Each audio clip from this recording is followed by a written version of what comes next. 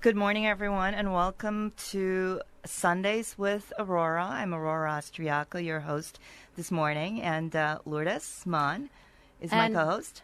And this program is really sponsored by Austriaco and Associates, a law firm. You can Google them on the internet or in the phone book.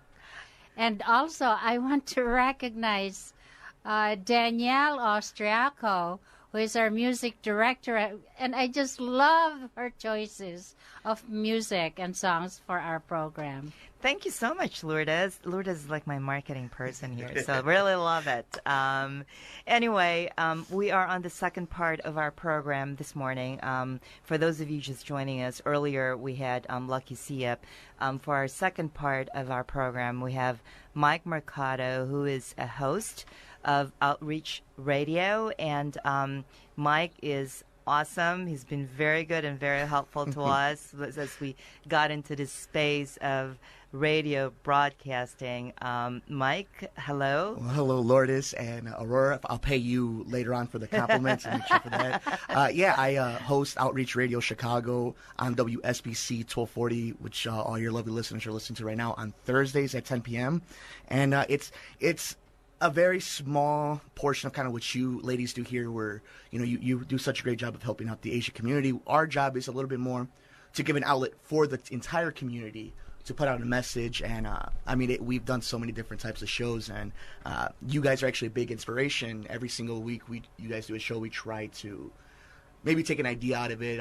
This week was actually a really great episode about foreign affairs and how you can take advantage of that from here, like your old cultures, especially making fun of millennials. So that was great.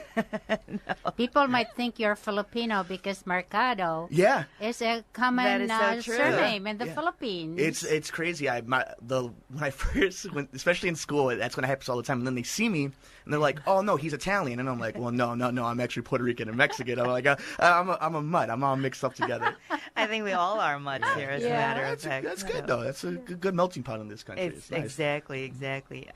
So what I'd like to really highlight is Mike, with his radio station, has talked about a topic that really affects a lot of the students now, recent graduates, but particularly those who are just going to be coming up, so they get a better idea of what it is that's out there in terms of student loans and debts after school, and how you can kind of manage that while you're in school, or how you can manage that after you're done with school. Yeah, I think I've done up to 40 episodes right now of Outreach, and the most popular to end up being health during the summer season, but the one year long is student loans. Right. And that's over the last, I would say, 10 years, you've seen a lot of families wise up because of the internet and all the type of technology they have to get the information. But a lot of people, when they were doing college visits and they were trying to plan for it, never really got ahead of after the 4 years. It was always, what location you got? How are we going to survive your first year's tuition? So on and so forth. And by the time you knew, you were $100,000 in debt and you didn't have a job. And that's the big thing a lot of, for lack of a better term, millennials haven't been able to find is jobs. There's no jobs out there right now. Right. Over the last few years, there's been a little bit more of a push. But can you imagine graduating from U of I right now? No, I can't imagine. I mean, and I have to say, there's such a big difference, because when I went to college, and we were just talking about this during the break, when I was in college, I took out student loans and I worked part-time, and I was able to pay for my tuition. But the tuition back then was like $5,000 a year. And the tuition now is what, $55,000? Easily. Oh, yeah. $60,000? And that's just to give yourself an opportunity to get a job. There's no guarantee in the job, and I think that's the biggest misconception a lot of kids have, or they did have at least over the last few years, was they thought they were guaranteed a job. I remember when I went to, I'm lucky, I went to a trade school for my career. There's a lot of peers that I have that went to Columbia, went to Northwestern, so on and so forth, and they're not working in the field and they owe a lot of money. And it's like, my lovely lady, she graduated from DePaul, and right now, luckily, she found a career she likes. She's working at a soft profits cafe. Totally different from what your degree was. Exactly. And that's a lot of people in my demographic are doing that, and it's so tough, because then on top of that, you're having children. So let's say you graduate college, right? can't find the job you have, but you're 22, 23. All of a sudden you're expecting a child. Then now you're working at UPS. Not that there's anything wrong with UPS, but instead of working as a lawyer. A white-collar job. Yeah, a white-collar job that you worked so hard for and one of those awesome degrees. You're working blue-collar over 40 hours, and there's no end in sight. Because guess what? When you're not paying your student loans, what's happening to them? The interest is going up. They're becoming more expensive. Right. And one of the biggest problems that we learned from, her name was Rebecca Barr. She actually joined us on Outreach. She works for Northwestern Mutual. And she told me one of the biggest mistakes a lot of millennials do specifically is ignore their student debts. That's some things you can't ignore. Imagine how bad it is when you owe somebody $20. You don't want to see them. You want to be in the same room. Now what happens when you owe the bank $15,000, $20,000, $30,000, $100,000, and then they start taking money off your wages. They start taking it's unbelievable how scary it is when the government wants their money, and that's what happens. And when you ask refund, that's a different story. Right. This is really long-range planning beyond graduation. Right. It's unbelievable, as Lourdes was just mentioning, it's long-term planning. I think a lot of problem that millennials have right now is they're not long-term planning. You're not planning about getting a house. You're not planning about having children. And I know it's scary. I'm only 26, so to me, retirement and getting old and all that seems like a dream. Okay, easy on that. Oh, please, I'm surrounded by beautiful He's women. half my age. Please, I'm the ugly stick here in this tree right now. I'm kidding. Well, that's the thing though. It's like you don't plan. You never plan for to outlive your spouse. Never. You don't think about that at 26, but that's a realization in this world today that you will have to take over all the bills, all the responsibilities when that person's gone, and we don't think about those stuff. We're too busy playing Pokemon Go. I love that stuff, but our attentions are not at the right places, I feel, especially with something so serious as student debt. That doesn't go away. Yeah. People are too busy buying cars or anything. Yeah, that's true. That's true. Or living a lifestyle that's beyond their means, really. Which is easy in today's day and age. Right, exactly. So, all right, so we talked about that, the problem, not long-term planning, short-sightedness and all that. I mean, so what do you do? So the one thing that I've gathered the most is financial planning. And even if that's professionally, I mean, I know it's one of those counterproductive things where you're spending money to save money, but imagine everything as an investment in yourself. You rather pay it off right now in your 20s to glam out in your 40s. And it's as simple and as cliche, but that's the truth. You struggle in your 20s, you grind in your 30s, you shine in your 40s. You earn the right to have that lavish lifestyle. At 22 years old, you should not be driving a Jeep Recon with 22s and a system in the back. No, you know what you're doing? You're paying off your student loans. You're eating ramen noodles. You're living at mom and dad's, and you're trying to find a job. People don't want that in today's day and age. People want to have everything handed to them. Let me ask you something. You ladies, did anybody ever hand you anything? Anybody? You've worked for everything, right? Yes, Yeah. I did. Here's the thing, though. Because of your success, and maybe not particularly your children or whatnot, but because of your success in this country, they're expected that success. They expect you to give that to them, your children. That's the problem. They don't work for it. My grandfather never gave my mother any handouts. My mother didn't give me any handouts. You earn what you have. Mm-hmm. Millennials don't do that. You see, there is a difference between us, like us, the first generation from my family here. We live differently as you millennials. You know, I think we have a lot of foresight. We think of tomorrow instead of just today. We make sure that we have a little bit in the bank. Mm-hmm. Every time we receive our our paychecks, and we are always thinking of family, that if we have children, they have to be better than how we are right now. Mm-hmm. And you're right. Millennials think in the present and not really including or adding on to their planning, their future. But let me just ask, and let me do a counter on that Sure. one. Is that a generalization that we're doing for millennials? Because I think in any stereotype you have, some do it and then many don't do that. So I guess in all fairness to the ones who are out there saying, that's really not me. I mean, think majority, though. I would agree. I think it is a majority. I mean, let me give you my exact demographic. I'm a 26-year-old male right? And I'm in my career. I just had this conversation with my girlfriend. I was going to buy a PlayStation 4 for the house to have the Netflix, pay-per-views, whatever we want. And she sat there and she told me, you're going to spend $400 on something you're going to play with maybe 2 times a week. Or you could spend $100 and buy yourself a little mini board to do podcasts at your house. She's like, you're dumb enough to spend that much money on something to play with instead of your career, instead of your future. So I believe exactly what Laura said. Not only is it a millennial thing, I think it's a guy thing too. I think guys don't think ahead like that. Part of that... that's a guy saying oh, it, I'm so I didn't 100. say that. Yeah. No, that's good. No, Yeah, go ahead, go ahead. because the big thing, the financial anxiety report that Rebecca Barsh brought to me, 87% of women who did this survey experienced more financial anxiety than men. I think that's because women are so much better. First of all, they're so much better with money. Generalization, of course, but they're so much better with money. And I tend to think women not only are smarter, but they think a lot further I like ahead. That. I like but that it's the too. truth. I honestly feel that all these shows that I do about any type of stability or, planning for the future, a strong household starts with a strong woman. I truly, truly believe that. And that's the one, especially when it comes to thousands of dollars of debt and raising a family, one way or the other. Well, there's a case in my own family. My niece is married to an executive, okay? But they live so up there that they have a condominium downtown where they live.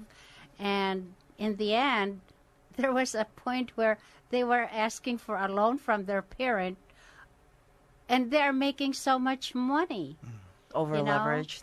So that's the kind of mentality that, I'm a generation away from this, and Right. I can't seem to understand it a bit. Right. No, that's a very good point. But let's go back to the student loan. All right. So you have someone who's just going into college and they don't have parents who could pay for their tuition. So you're out there and you want to go to college.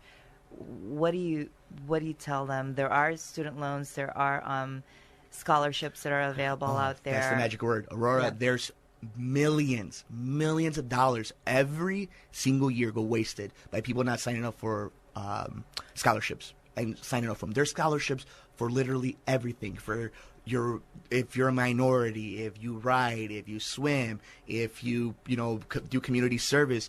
And it really comes down to research. And it's so funny. We've been bagging a little bit on the millennials, but the one thing that has happened in this era is technology is so much further and so much helpful than it's ever been before. And literally right now, I could go on my smartphone and look up financial aid / scholarships, my demographic, whatever, and I could find it. The problem is nobody wants to do that because people want you to tweet it at them directly or want you to Facebook message them directly. It doesn't work that way. Nobody wants to give you money. Spoon-feed. Yeah, nobody's going to spoon feed you Right. $1,000 for your books. No, you got to go look for it. You got to work for it. But it's out there. The one thing I think you ladies are a perfect example of it. If you want something, you got to work hard for it. You got to do the right research. There's people out there who are going to try to take advantage of you. That's why my first instinct is don't take out a loan right away unless you have to. Do the proper research. The money's out there. They want you to go to college. Find a career that reimbursed your tuition. There's a bunch of places, especially soft profit, nonprofit, will pay for your schooling depending on what it is. Look at overseas schooling. There's a bunch of different ways to do it, and I think it always comes down to the mentality of give me. It doesn't work that way, especially when it comes to it. It's a dog-eat-dog world. Everybody wants a job. You got to earn it. Right. And you don't have to be planning for a big university. No.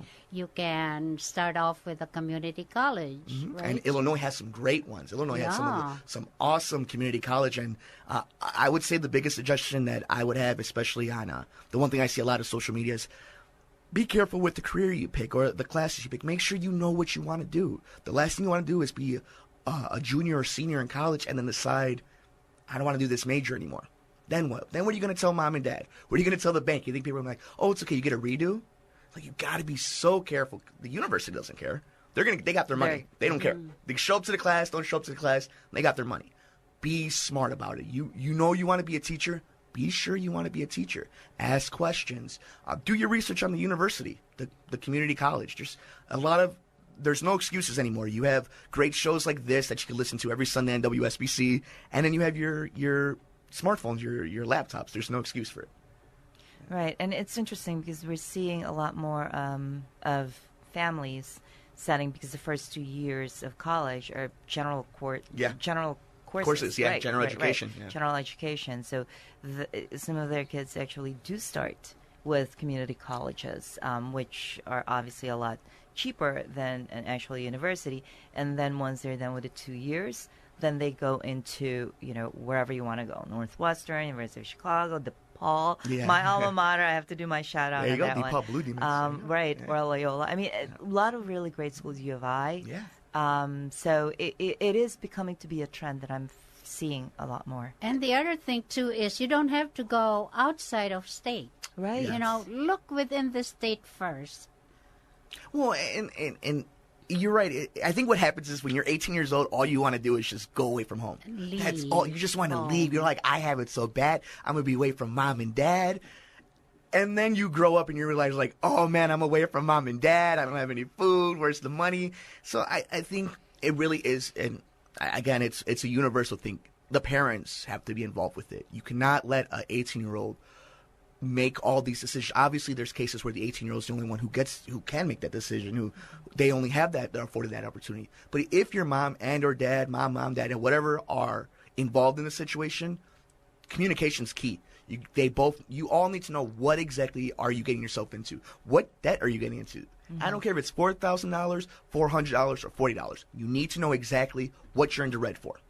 And you can't forget about it. And that's why it's so important to have everybody involved when you can.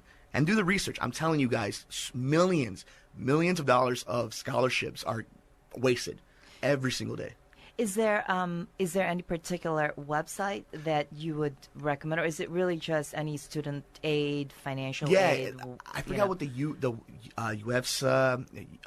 Forgot the exact thing. FAFSA? FAFSA, yeah. FAFSA right. gives you the directions to go through it, and honestly, our best friend is Google nowadays. It really is. You put in the right, the one thing millennials got right. You put in the proper search, and you can. And here's the thing. I mean, I know people aren't in school right now, but at least the school I went to, I was lucky to go to a nice school in Elk Grove. They have counselors there, and trust me, that's their job. They're not going to send you to the wrong school. They want to send you to the right one. And do the guys. I'm telling you, it's so. I bet you ladies see it all the time in your field. Look at the fine print and do the right research, and you'll find everything you need to know from right there. Right. People don't want to do that. People and are I lazy. think that, like you mentioned, parental guidance, I think that is key. Mm-hmm. I see it in them. Mm-hmm. They are so close to their children. Yeah, Danielle and Isabel. Danielle is a freshman, right? No, Danielle is going to be a junior at Loyola. Already? Yes, I'm I know, getting Lourdes. old here. But I know that they guide their children. Mm-hmm. I know she's this girl, Aurora, I call her a girl, but she's already a mother. But no matter how busy she is, she's always kind of monitoring her children. I just love it. Thanks, Lourdes. Thanks. And, it is fun. And that is a key, definitely a component that, whatever you do, always be supportive of your kids, and college is definitely one where, they want to go out there and they want to, raise or grow their own wings. And I guess at some point, you do let them, but at the same time, you're still there available for whenever they need you. But let's go back to the student loan. Yeah. So if you're planning long term, like what you said earlier, Lourdes and Mike, long term, do you go and apply for the student loan or financial aid at what point? If you're in high school, do you do it your junior year? Yeah, you're on it on your junior year. Yeah, from junior year on, I would say even as your sophomore year is getting heading to the end of it, and you start seeing that the ACTs are all along the way, and you could first of all take any ACT prep class you can, because the higher the ACT, the better college you get, the more scholarships, so on and so forth. That is no joke, and I wish it's one of those advices you wish you would have taken when you were in high school. Right. But and you can take the ACT unlimited multiple times. You just got the first time is free. I think the second time is like $20, $25. But again, take it multiple times if you're feeling confident about it. From your junior year on, and then After you've already done the college thing, the first thing you should do is talk to a financial planner. Literally, as soon as you graduate, as soon as you get the opportunity, talk to them. Get an idea of what you owe, what's a good payment, which way to, depending. Maybe you're lucky you get a job right out of college. Set yourself up. Get rid of that debt as fast as you can. Mm-hmm. Student debt's the worst thing. You would rather have a 40-year-old debt for a house and cars than you do your schooling debt. Right. That you spent 4 years on. It's like, be smart with what debt you take on. Don't get a car when you can't afford one. Take care of what you have to. I think that's key. And with responsible parenting and the proper guidance, it's there for you. It's right there for you. And that's very important because you can only defer student loans once or twice. Yeah, twice.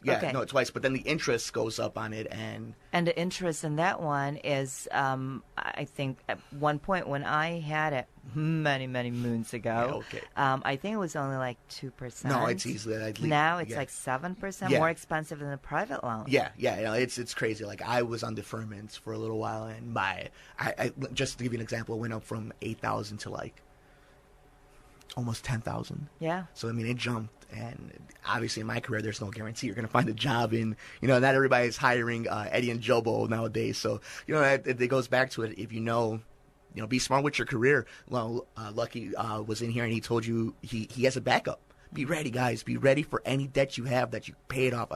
Aurora, I can't tell you how many times, Lord, is how I have these interviews and I see the social media stuff. It's like, I'm just going to ignore it. It's like, the bank's not going to forget about your money. They're not. Would you forget about it? Do you forget about $5? You're not going to forget about $100,000. Right. Very sound advice to, our young viewers out there. And it's financial planning. I mean, I'm glad to hear that from you because certainly when I graduated, again, a long time ago, that was never a consideration for me. Never even thought about it. It's good for parents to listen to your program, too. Thank you very much. Well, really? It's not as good as, obviously, as Sundays with Aurora with Lourdes and Aurora. I mean, that's where the money is at. Well, that's why you're here, Mike. We're learning from each other. That's right. Really fast, anybody who's listening right now, if you have anything in the Asian community that you want to get, another resource to, not only on Sunday, but you would like it to get heard on Thursdays, we're on Facebook at Outreach Radio Chicago. If you want anything out there that you want the community to know about, please let us know. We're there to help, and our main goal at Outreach is to give you a resource so you can do some research on different types, whether it's your health, your money. There's a lot of cool things we do, and I want to thank Lourdes and Aurora for, first of all, bringing such an awesome show to WSBC. It's been an absolute pleasure to run it, and thank you, ladies, so much for letting me on your show. I can't believe, you guys made me feel smart for about half an hour. Now I'm going to go back to reality. And Mike, you have so much to offer. Great tidbits for our listeners out there, especially as they start with their career and as they start into their professional life. So thank you so much. I know you're really busy as well. Appreciate the time. My pleasure. There's another venue for Asian Americans. You can certainly reach out and talk to Mike if you want to be in his program, Outreach. And if you have any announcements or promotions or anything that you'd like us to promote at Sundays with Aurora, please reach out to me or Lourdes Mon. You have our email, you have our Facebook, you have our phone numbers. So until next Sunday, thank you for joining us at Sundays with Aurora. Thanks, Lourdes. Until next Sunday, Aurora. Thank you. Good to be with you. And thank you, Mike. Thank you, ladies.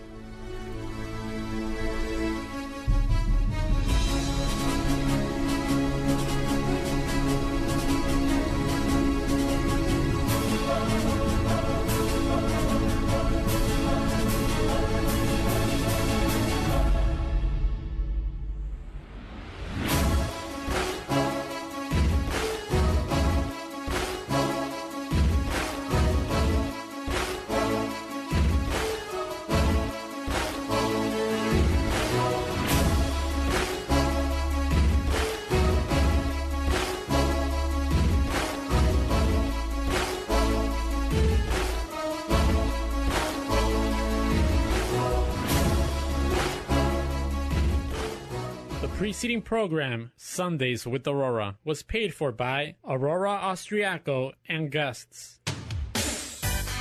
This is Access Radio Chicago, 1240 AM, WSBC Chicago.